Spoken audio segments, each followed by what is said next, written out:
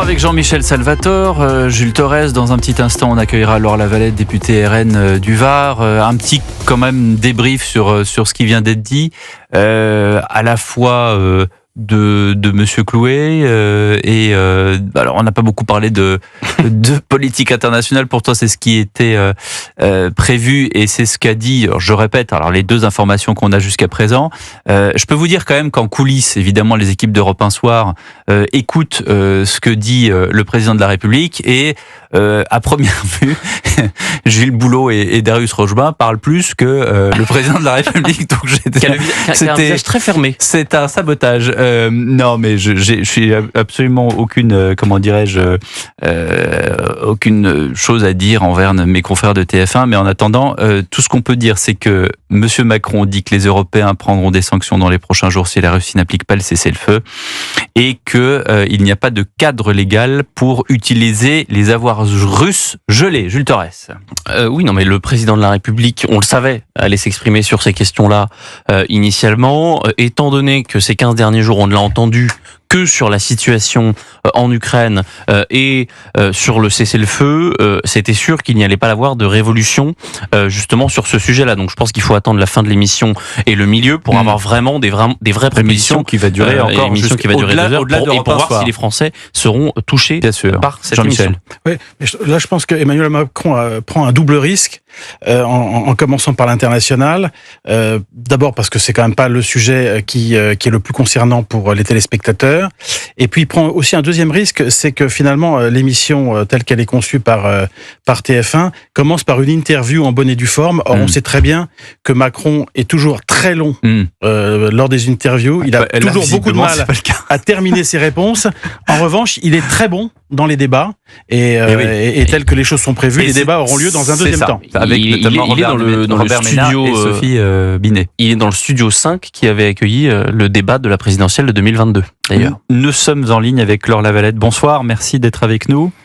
Bonsoir. Députée de Toulon et du Var et porte-parole du RN. Est-ce que vous avez écouté Monsieur Macron ces 20 dernières minutes? Oui, bien sûr. Comme vous, j'étais devant mon écran et effectivement, je suis assez consternée quand Emmanuel Macron commence par dire que les Français sont pessimistes, qu'il ne veut pas voir que 70% des Français pensent que la France change en mal. Il ne veut pas reconnaître l'échec de sa présidence. On voit une fois de plus un président sourd aux revendications des Français. Et qu'est-ce que vous attendez de lui ce soir, plus précisément ? Écoutez, des annonces fortes, on n'arrête pas de parler de référendum, donc je ne veux pas divulgacher, mais j'espère évidemment qu'on va avoir un référendum sur un sujet prégnant tel que l'immigration, tel que la politique budgétaire et pas sur le temps d'écran. Vous voyez, ce serait une grande déception. Vous savez qu'il a voulu un peu plus de transparence dans la vie politique, de clarifier les choses avec les législatives. On a bien vu l'impasse politique dans laquelle il nous a menés. Je pense que le référendum serait peut-être une façon de sortir par le haut et de redonner aux Français la parole. Et évidemment, l'immigration serait un sujet majeur puisque les Français subissent une immigration dérégulée, incontrôlée depuis plus de 30 ans. Il serait peut-être temps qu'on demande aux Français ce qu'ils en pensent. Habituellement, un référendum, c'est sur une question unique, comme ce qu'on a vu dernièrement dans la 5e République. Là, apparemment, on aurait une possibilité d'avoir non pas un Big 4 couleurs, mais un QCM, voilà. Utilisez l'image que vous voulez. Du côté de chez Laure Lavalette, c'est plutôt une pisse à la dière qu'une paella.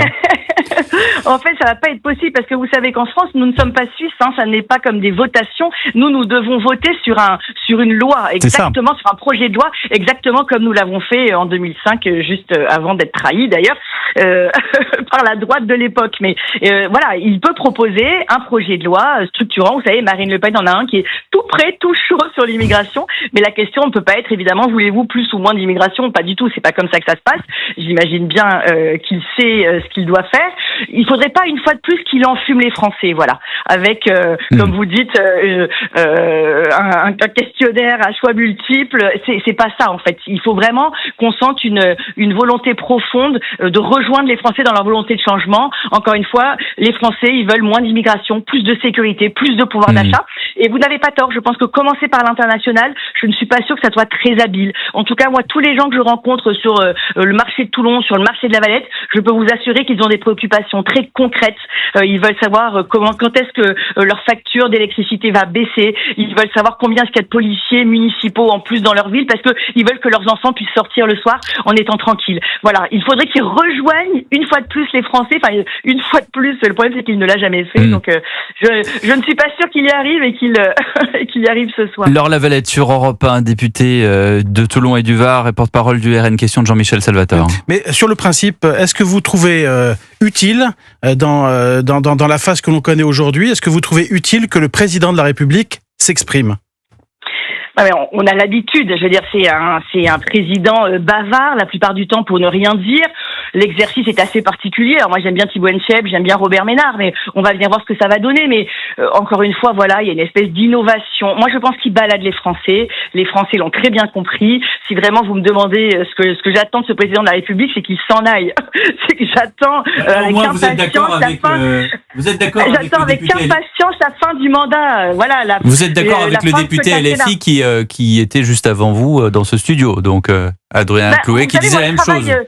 Je travaille pour l'alternance avec Marine Le Pen et Jordan Bardella. Tous les députés du Rassemblement National, on travaille à pied d'œuvre parce qu'évidemment, on prépare l'alternance, vous savez. Il nous reste encore 2 ans, donc il y a peut-être un espoir à trouver des solutions, alors Lavalette. Écoutez, j'aimerais. Après, je pense qu'il faut déjà que Emmanuel Macron comprenne qu'en 2025, on vit moins bien qu'en 2017 en France.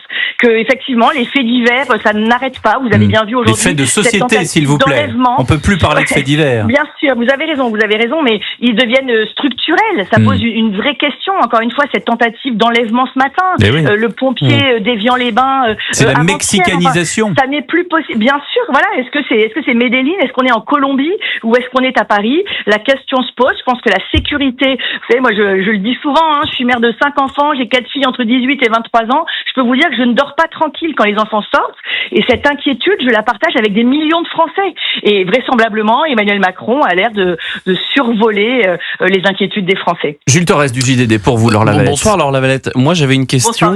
Un référendum, c'est un oui et un non, et donc il y a 2 camps. Si Emmanuel Macron, a priori, dans les 3 pistes référendaires qu'il souhaite proposer aux Français, eh bien, il y en a parmi l'une d'elles, une qui convient au Rassemblement National. Est-ce que le Rassemblement National pourrait faire campagne pour le oui, et donc avec Emmanuel Macron? C'est pas exactement oui et non. Encore une fois, c'est une proposition de loi, donc ça sera quand même un peu différent. C'est parce que oui ou non les Français veulent un hôpital qui marche mieux. Bien évidemment que tous les Français diront oui. Après, tout dépendra, mais évidemment, vous savez, depuis que nous sommes élus, nous sommes très constructifs, Monsieur Torres. Systématiquement, nous avons voté ce qui allait dans le bon sens, qui pouvait améliorer le quotidien des Français, sans hésitation, sans état d'âme. Même quand ça ne venait pas de notre groupe politique, nous le votions. Donc, si évidemment Emmanuel Macron est touché par la grâce et que d'un coup il veut faire en sorte de réguler les arrêts massifs, je rappelle aux Français qu'il y a 500 000 immigrés légaux qui rentrent par an, si d'un coup il nous donne les outils pour pouvoir lutter, bien sûr que nous ferons campagne avec lui. Donc, en voilà une sortie, c'est rare ça quand même, nous ferons campagne avec lui. C'est pas rare, regardez, à chaque fois, je vous le dis, nous sommes constructifs. Quand ça va dans le bon sens, d'où que ça vienne, nous le votons si ça peut améliorer le quotidien des Français. Il y a pas de sectarisme, pas de dogmatisme de notre côté et dans notre famille politique. Jean-Michel Salvatore, pour vous. Et s'il y avait une question sur les retraites, quelle serait la question que vous aimeriez voir poser? Est-ce que c'est le retour à la retraite à 62 ans ou est-ce que c'est le retour à la retraite à 60 ans? Non, mais encore une fois, c'est pas une question et c'est caricatural ce que vous dites. Bien sûr que ça fait longtemps que nous voulons la retraite à 62 ans. Mais non, mais vous savez très bien, nous voulons la retraite à 60 ans pour les carrières très longues. Quand vous avez commencé à travailler entre 17 et 20 ans, nous pensons que vous pouvez partir à la retraite à 60 ans avec 40 annuités pleines. Pour le reste, vous le savez bien, c'est progressif. C'est un texte que j'ai eu la chance de porter avec mon ami et collègue Thomas Ménager. Et il y a une progressivité. Mais encore une fois, la retraite, il ne suffit pas de parler d'un âge totem. Ce qu'il faut, c'est relancer la productivité, relancer la natalité, faire en sorte évidemment que ce système de retraite qui vient des 30 Glorieuses, il soit à nouveau viable dans notre pays. Mais si vous voulez que ça vienne de la bouche d'Emmanuel Macron, qui a ruiné notre pays, qui a désindustrialisé la France, qui a vendu nos bijoux de famille, ça me paraît plutôt utopique ce soir. Merci beaucoup Laure Lavalette d'avoir été en direct avec nous.